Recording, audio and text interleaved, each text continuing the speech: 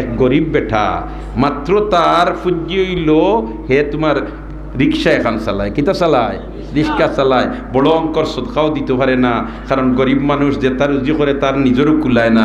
কই রে 6 দিন আমার খামল লাগাইতাম আর একদিন সদকা দিলেইতাম কসম। এদিন করে কিতাই বন্দায় ই 6-7 দিনের মাঝে একদিন রিক্সা তার যে উঠে কোনো পয়সা নেয় না, কোনো পয়সা নেয় না।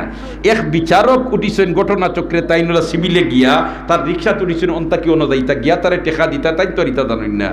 বিচারকে টেকা দিতে সময় রিক্সার ড্রাইভার কয় স্যার আমি টেকা নিতাম না। কয় ওটা কিতা লাগে নিতে না, তুমি গরিবেরটা রিক্সা কয় জিরা স্যার আমি গরিব মানুষ সদকা দিতাম পারি না, ওই সপ্তাহে একদিন ফি সাবিলিল্লাহ আমি রিক্সা চালাইয়া সার্ভিস দিই।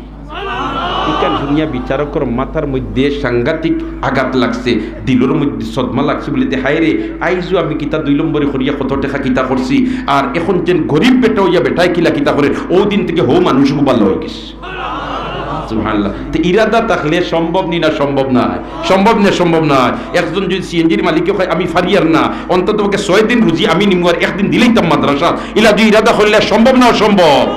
ইমন আহমদ পেন্ডাল আছে, পেন্ডালের আধা খরচ তাই দিবা মাশাআল্লাহ।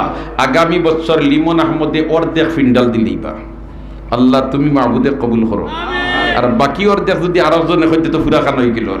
হাই রে হাই, রাত 2টার সময় কোন ভাগ্যবান বন্দা ইকান হইলিতা। আর আমরা দোয়া করবো আল্লাহ যে বন্দা ইকান হইবা তুমি মাহবুদে তার মুর্দেগানোর কবরের রহমতের ফিন্ডাল বান্ধি দিও।